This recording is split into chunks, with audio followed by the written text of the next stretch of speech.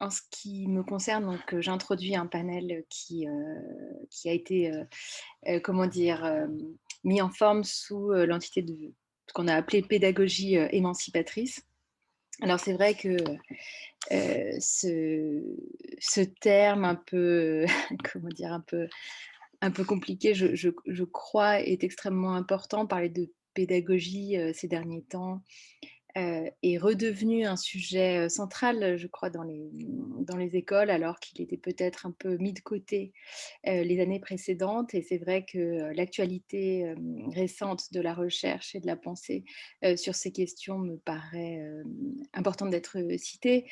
Nous avons notre colloque, aujourd'hui, hier, mais c'est vrai que, il fait suite à d'autres événements dont je souhaitais parler. Donc la semaine dernière, il y a eu un colloque aux Beaux-Arts de Lyon sur, le langage, qui a évoqué effectivement la question aussi du langage dans la question pédagogique. Cette semaine à la Villa Arson, donc à l'École d'art de Nice, s'est déroulé un long colloque sur les pédagogies critiques en école d'art. Un groupe de recherche s'est aussi monté, à l'Andéa sur, la question des écoles d'art à partir des années 70 et notamment, sur la question pédagogique. Je souhaitais citer aussi quelques publications. Donc, récemment aux éditions Paraguay Press, un ouvrage d'entretien avec Laurence Rassel, qui est directrice de l'ERG et qui évoque, de manière, très précise la question, pédagogique, ou encore un article paru pendant le confinement 1 confinement, du printemps, qui s'appelait, «Enseigner en école d'art par temps de crise», par Hélène Gianecchini et Nina Léger, qui est paru, sur la plateforme en ligne, Switch on Paper.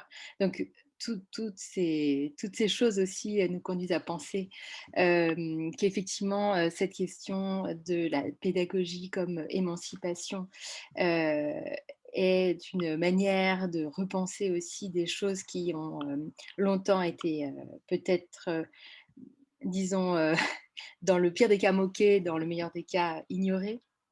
Cette, pédagogie que l'on pourrait dire émancipatrice, s'éloigne de pédagogie centrée sur la question du maître et de l'élève et dont a parlé, Jean Da Silva hier, qui a longtemps prévalu dans les écoles d'art.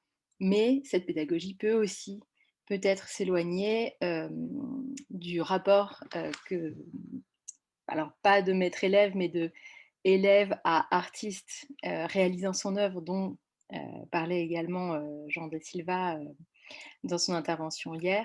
Une vraie pédagogie émancipatrice, sans doute, serait peut-être purement invisible. Elle agirait comme une maïeutique idéale en s'effaçant elle-même.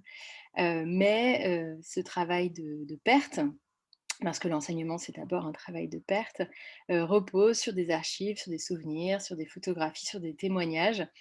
Et c'est, sur ces questions, que nous allons, désormais nous, pencher. Donc nous allons entendre 3 communications ce matin. Avant de faire la pause, déjeuner. Je vous signalerai l'heure de reprise à la toute fin de cette matinée.